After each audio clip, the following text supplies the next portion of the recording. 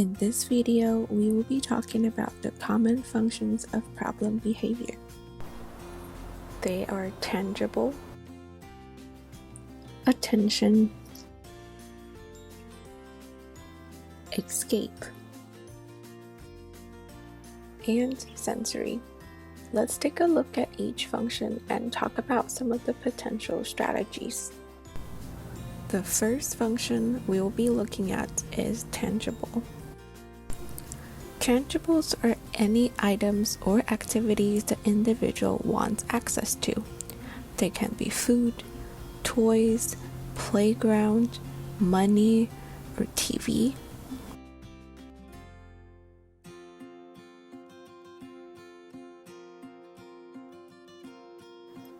Here is an example. John is at the toy store with his mom. He wants a toy, but his mom refuses to pay for it. John starts to scream, and everyone in the store is looking. John's mom feels embarrassed, so she quickly pays for the toy to stop John screaming. Since then, John screams every time his mom refuses to buy him toys. The problem behavior here is screaming, and the function of the behavior is tangible. In this example, John's behavior is being reinforced because every time he screams, he gets the toy he wants. To avoid reinforcing the problem behavior, we should try not to provide the tangible when the child is engaging in problem behavior.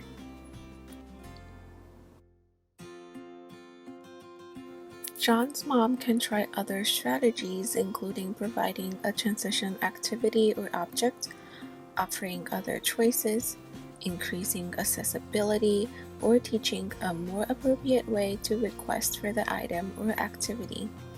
For instance, John's mom can offer John something more affordable, like a pack of candies or a can of juice, instead of getting the toy.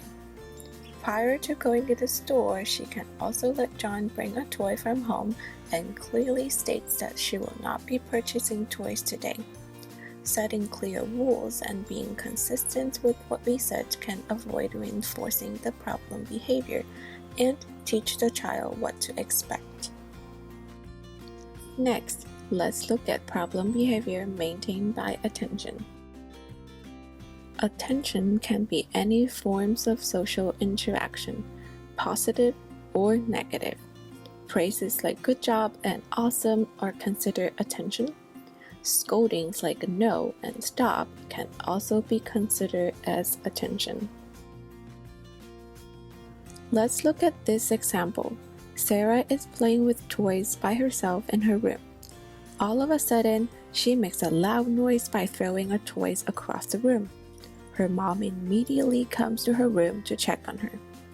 Now, every time Sarah wants to interact with her mom, she throws her toy across the room to make a loud noise. In this example, the problem behavior is throwing toys and the function of the behavior is attention from mom. To avoid problem behaviors maintained by attention, we can provide more attention to the child before the problem behavior even occurs. For instance, Sarah's parents can check on Sarah more often so she does not need to throw toys to gain attention. We can also teach Sarah to seek attention by calling mom or dad. Escape. When a child encounters an aversive event, problem behavior might occur and function as ways to escape the event. Some aversive situations may be doing homework, going to school, trying a new food, or seeing the dentist. In this example, Mike's mom is handing Mike a stack of worksheets from school. Mike starts to cry after he finishes the first worksheet. Mike's mom takes away the rest of the worksheets, then Mike stops crying. Mike begins to cry every time when he does not want to do homework. The aversive event in this example is doing homework, and Mike cries to escape the event. Remember, we do not want to reinforce the problem behavior. Mike's mom should try not to let Mike escape the task when he's crying. Instead, she can offer frequent breaks in between each worksheet or present one worksheet a day. She can also show Mike what he will be getting after completing the worksheet.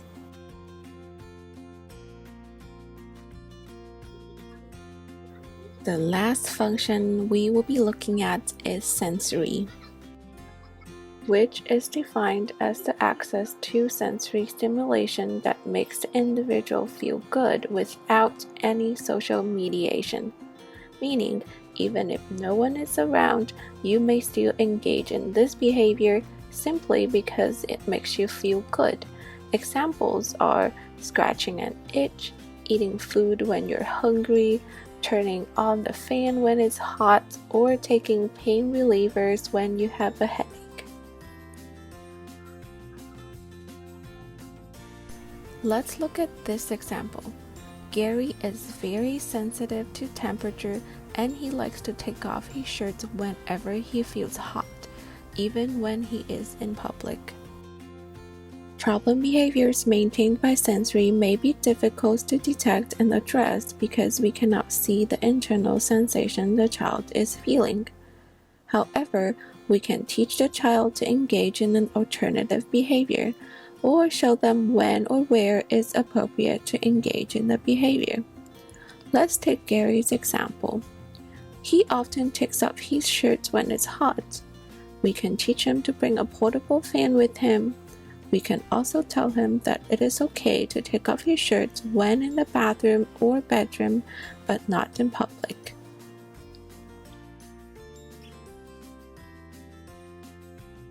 Lastly, the main takeaway is that we want to avoid problem behaviors and teach socially appropriate behaviors. When the child is engaging in a problem behavior maintained by tangible, attention, escape, and/or sensory, we should try not to deliver its function. We can try some of the potential strategies listed here and help the child be more successful in communicating their needs and cope with aversive situations.